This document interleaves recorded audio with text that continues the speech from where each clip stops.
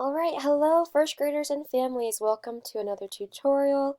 Today we are in Google Classroom again, but today I'm going to show a couple of changes that I made to the classroom based off of the last week and a half and how things have been going. Hopefully this will help you navigate the Google Classroom even easier than before. So I'm starting off in this stream, and like I said, this is like Facebook, and anything new that I have will pop up here. Some people have left comments, like Willow has left some comments, Addie, Harper. So as you can see, the stream has become quite busy. And because of that, the different platforms that we're using are getting lost. Now I can post them again and move them up to the top of the page, but I thought it might be easier if I put all of the links here under classwork. So it's all listed under material, and these are the different website platforms that you are able to get onto as extra, whenever you want to, feel free to. Um, but if you notice, two of these sites I've put stars next to, and they are the Raz Kids and the Social Studies and Science. And so hopefully this lets you parents know these are the two that I would say are the most important, and then these three are extras that you can let your child get onto whenever they want, like I said, but if you would like to use them as an incentive, as a reward, those are also great options. Um, I have told my students in class that after they get their 40-minute lessons in, they can go to typing club or they can go to Teach Your Monster to read.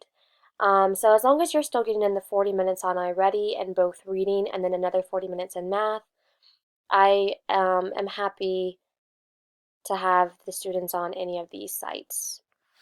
The Social Studies and Science platform is the Scholastic Learn at Home site that I had shared with you on Monday.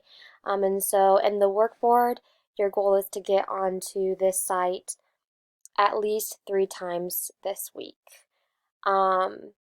Like I said, just to get in those social studies and science standards. And the Raz Kids, I want to show you something else here. I've gotten a couple of questions about the workboard, and it tells you when it tells you to record yourself reading 3 of the Raz Kids books. So I'm going to show you really quickly how you can record yourself. I'm going to go in under myself. I'm going to go to the reading room. And if I click on a book, you have to click on it first. Actually, I'm sorry. Let me go back. If you just click on it, it will play it so that you can listen to the book. So you want to click on the little mini book picture in the middle because that will allow you to read the book. So if you just click on the little mini picture book, then you're able to read it. And so your child will probably want to practice it a couple of times. Then they can go back, and up here is the recording button. So after they've practiced it a couple of times, they feel comfortable, they're able to record themselves reading the book, and only I will be able to hear their recording. Okay? Now, if your child would like to record themselves reading the book and they want to share it with the rest of the class, Flipgrid is where you will want to have them record themselves for the whole class to see. So, I went back into the Google Classroom. I'm under Stream, and actually I will add the Flipgrid into the classwork so that way you don't have to scroll down in the stream. But in Flipgrid, I'm going to teach you a little bit more now about Flipgrid. So once again, you log in with Google. I need to put my name. Okay, and I've added a new topic. So this particular link took you to read alouds, and I posted it March 27th. But there's another topic that we first started off with, and you can see if you click the arrow, you can see the two topics. The beginning video was just to say hello, and so that's where students were able to introduce themselves to Flipgrid, where they shared a little bit about themselves and where they've kind of posted some videos. But now,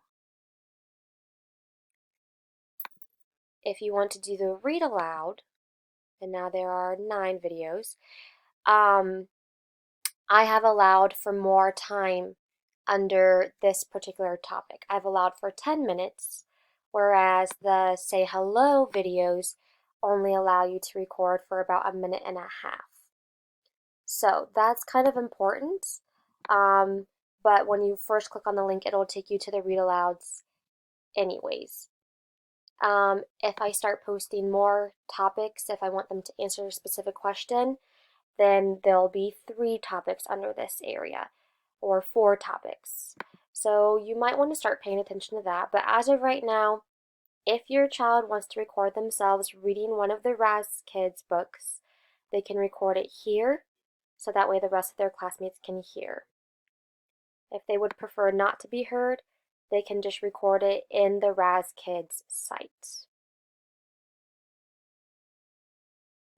So hopefully that makes a little bit more sense. And then the final thing that I want to share with you is I just posted about a half hour ago the video that I had told you that Mrs. Caulfield had made during our Zoom meeting. She made this, and I have it here for you to watch. She did a little read aloud for you guys. So hopefully that makes things a little bit easier. If you have any questions, once again, always ask, because I want to make this as easy as possible for you guys. All right, thank you so much. See you guys later.